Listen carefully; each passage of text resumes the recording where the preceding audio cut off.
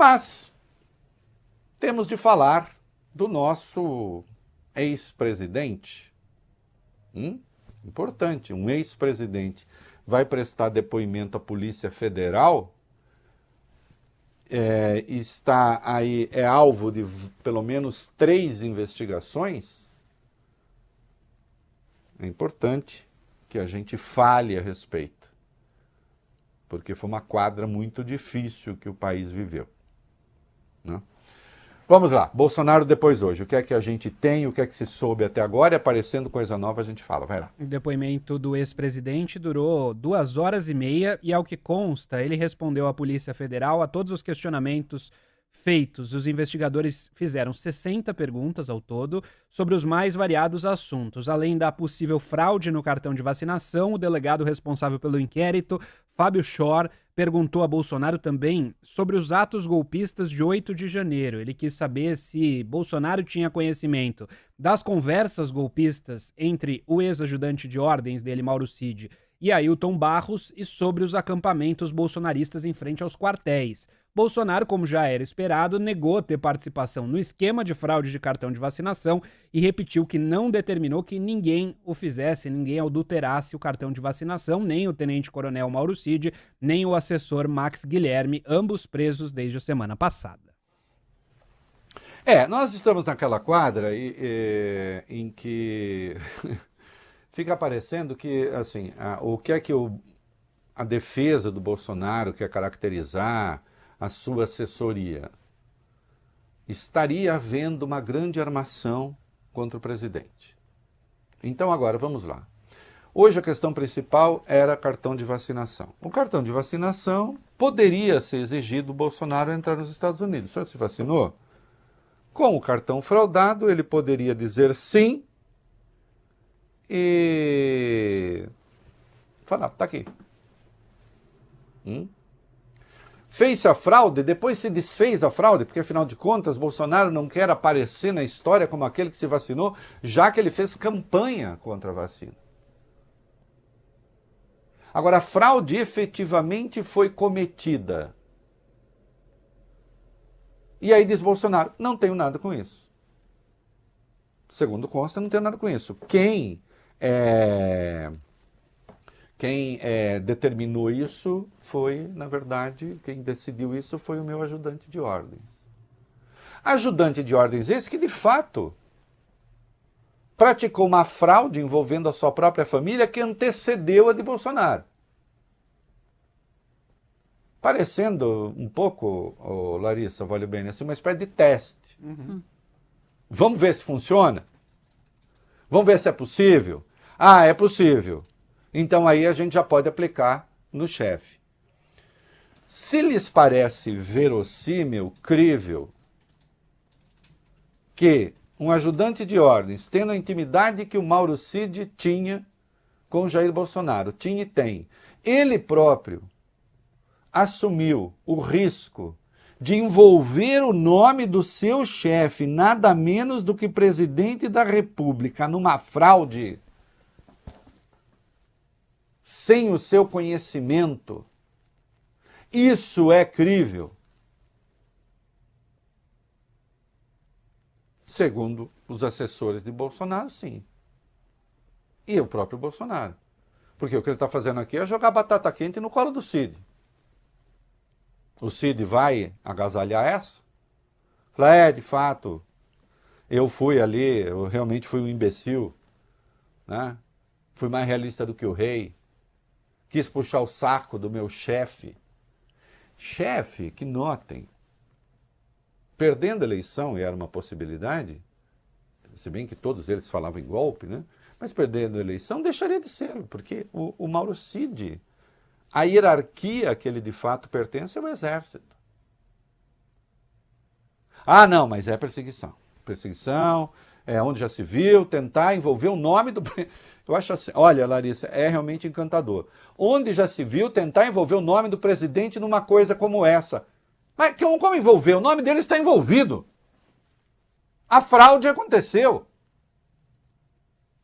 Não fui eu que fui lá mexer. Ah, eu não gosto do Bolsonaro, vou lá fraudar o cartão dele. Não. Foi a Larissa? Não. Foi o Vale Bene? Não.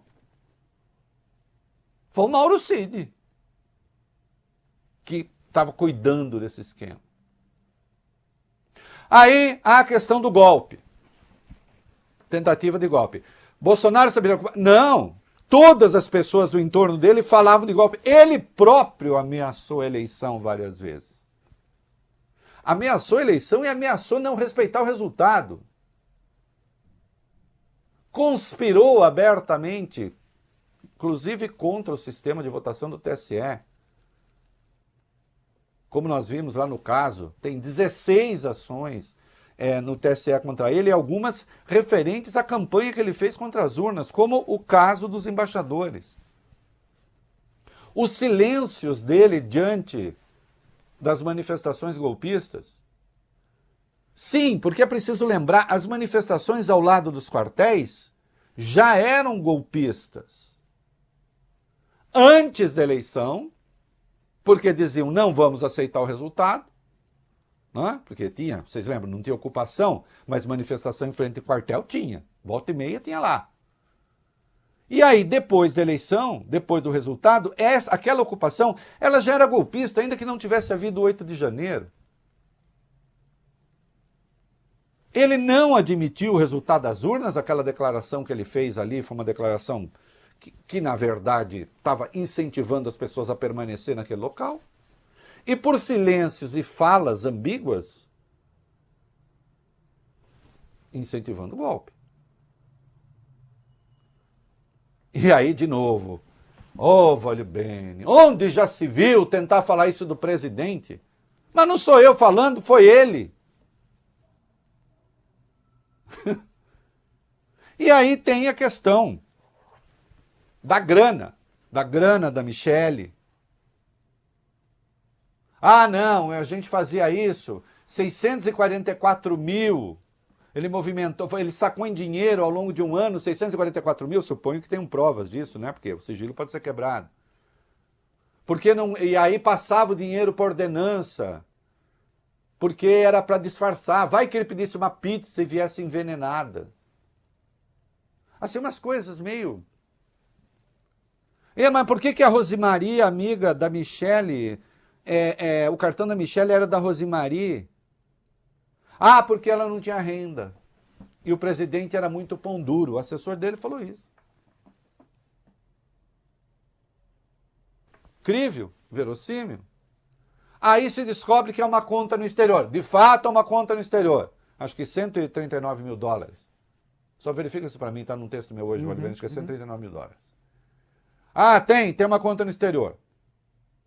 Puxa, e essa conta no exterior? Ah, não, o presidente mandou depois, sabe por quê, Larissa?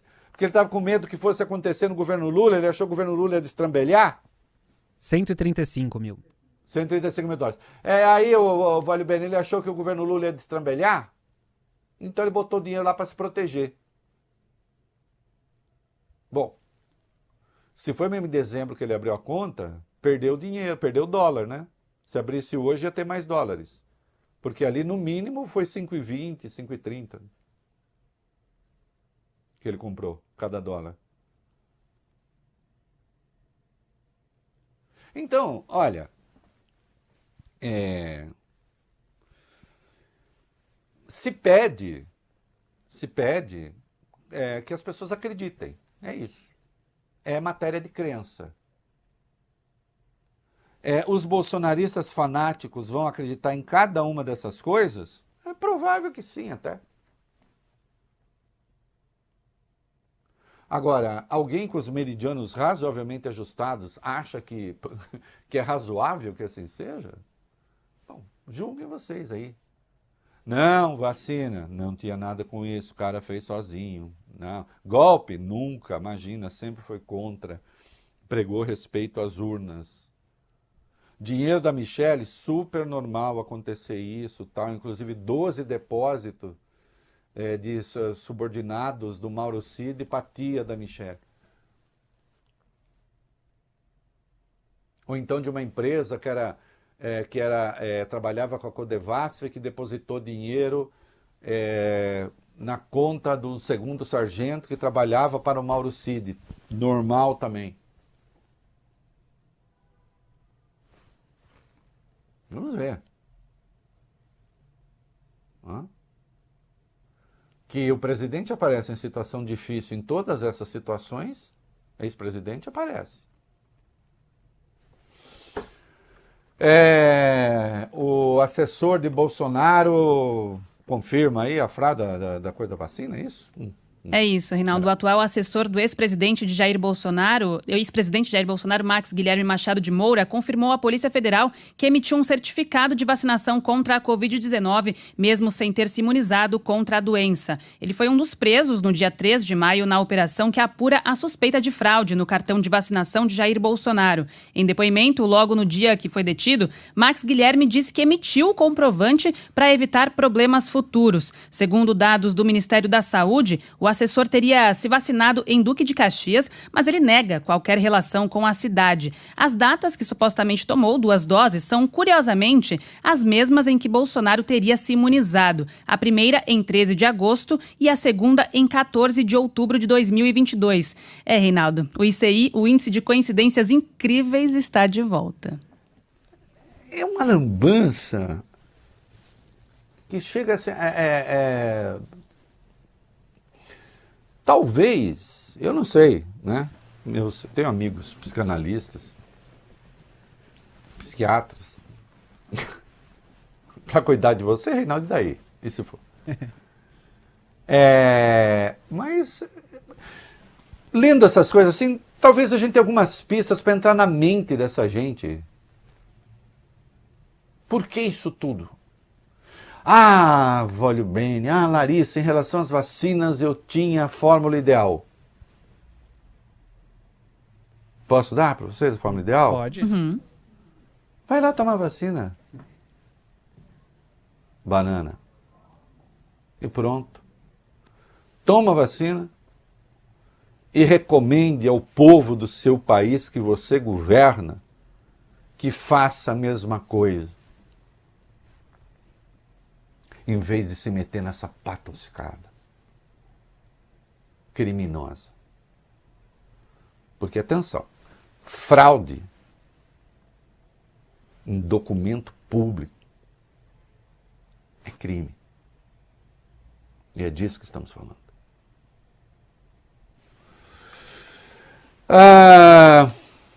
E a Michelle, hein? A Polícia Federal quer ouvir a ex-primeira-dama sobre os depósitos feitos pelo ex-ajudante de ordens Mauro Cid. O pedido ocorre depois da revelação de que o tenente-coronel operacionalizava um esquema em que despesas da mulher do ex-presidente eram pagas em dinheiro vivo. Dados obtidos pela Polícia Federal também demonstraram que as contas eram quitadas de forma fracionada. Como falamos ontem, os delegados do caso dizem ver indícios de desvio de dinheiro público.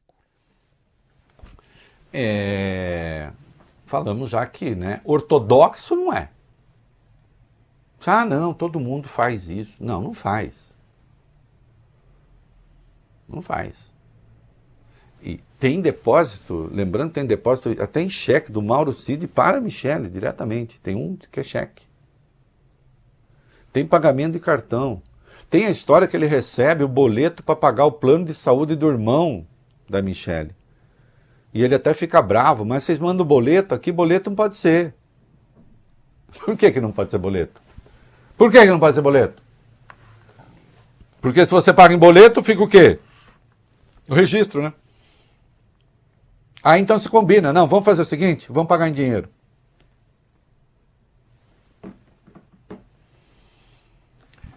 Mas vida normal, vai lá. Integrantes do PL orientaram para que a ex-primeira-dama Michelle Bolsonaro ignore as recentes revelações e mantenha o encontro do dia 25 de maio, em que vai se reunir com todas as presidentes estaduais femininas da sigla. Michelle é atualmente a responsável por comandar o grupo, que é voltado para discutir políticas em favor da população feminina dentro do Partido Liberal. O evento do dia 25 terá a participação do marido e também do PL Nacional, Valdemar Costa Neto. E também do PL Nacional, quer dizer, do presidente Isso. do PL Nacional, né? Valdemar Costa Neto. Ficou faltando um presidente aí, né, meninas? Eles estão tentando fazer de conta que nada está acontecendo.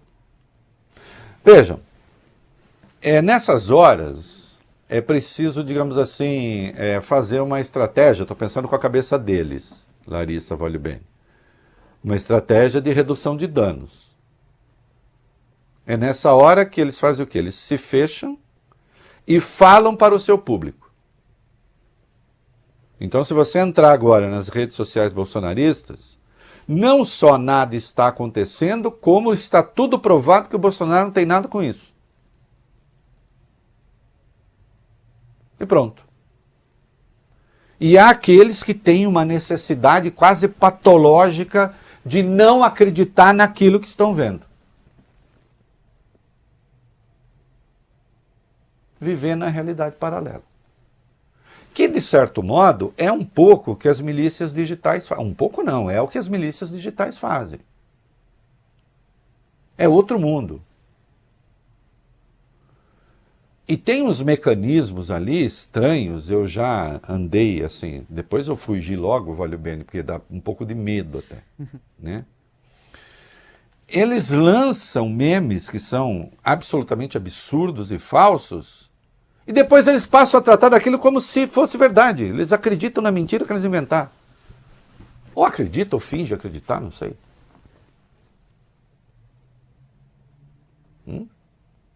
Aí o Valdemar Costa Neto, de entrevista hoje, diz que a Michele... Veja só, o Valdemar Costa Neto é assim, né? Não, a Michele falou que não vai ser candidata a nada. Então, assim, tentando tirar um pouco o peso. Agora, é claro que isso tudo que está aí não ajuda, né? E tem mais um da família, vai lá. 14 dos 32 investigados pelo Ministério Público do Rio de Janeiro no inquérito que apura se houve peculato, o nome correto da rachadinha, no gabinete de Carlos Bolsonaro, fazem parte do núcleo familiar liderado por Ana Cristina Vale, a segunda ex-mulher de Jair Bolsonaro, a mãe de Jair Renan. A promotoria constatou que 9 pessoas ligadas a ela sacaram um total de 3 milhões de reais entre 2005 e 2018. Nesse grupo, 6 funcionários sacaram acima dos 5 mil reais. O campeão dos saques foi um chamado Guilherme Henrique de Siqueira Hudson, primo da segunda mulher de Bolsonaro, com 630 retiradas que somam 1 milhão e 300 mil reais entre 2008 e 2018. Nesse período ele era assessor-chefe de Carluxo. Não, tem mais coisa. Pode continuar que é sensacional. Vai lá. Monique de Carvalho Moreira Hudson, outra da família, cunhada de Ana Cristina, fez 424 saques, que somaram 416 mil reais de outubro de 2010 a dezembro de 2014. Esse montante equivale ao valor médio mensal de R$ 8.300, caindo todo mês na conta. De acordo com o laudo, na verdade em dinheiro físico, né? De acordo com o laudo do MP, 4 dos investigados ligados à ex-mulher de Bolsonaro transferiram cerca de 27 mil reais para contas bancárias de titularidade de outras pessoas do gabinete de Carlos Bolsonaro.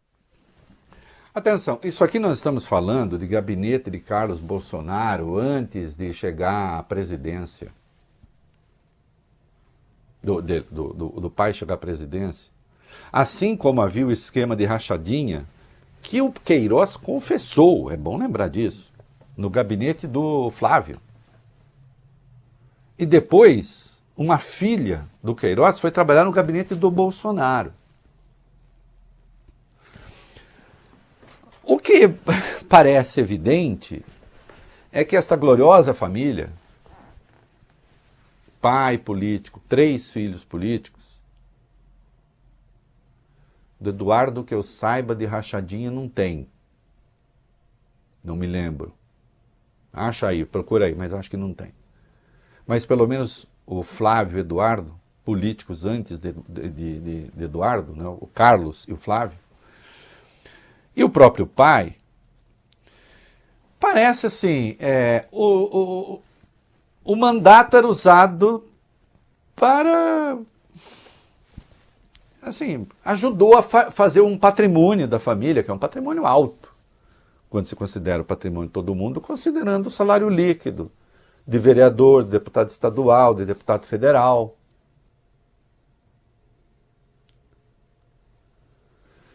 E se atribui a Ana Cristina Vale, lembrando que um ex-funcionário dela chegou a dizer isso, que ela teria sido a mentora original desse esquema. A família dela aqui aparece... Por que tanta gente envolvida com dinheiro vivo, Jesus Cristo? Essa gente não confia em banco? Então, assim, a impressão que eu tenho é que a família estava bem, vivendo bem, tinha ali seu mercado eleitoral garantido, e esperar chegar à presidência mesmo, eu acho que não esperavam. Até eles sabiam, não, também não vamos exagerar. Bolsonaro sempre teve ali um lado que era mais folclórico do que outra coisa. Aí, como eu costumo dizer, houve um desastre no meio ambiente político provocado pela Lava Jato, que, de certo modo, destruiu a vida política brasileira. E essa destruição deu aso, deu oportunidade a que essa gente chegasse ao topo. Só que eles têm um método de agir, né? A gente está vendo aqui. A questão é saber se esse método deixou de existir algum dia, mesmo na presidência da República. Que quadra melancólica nós vivemos, não?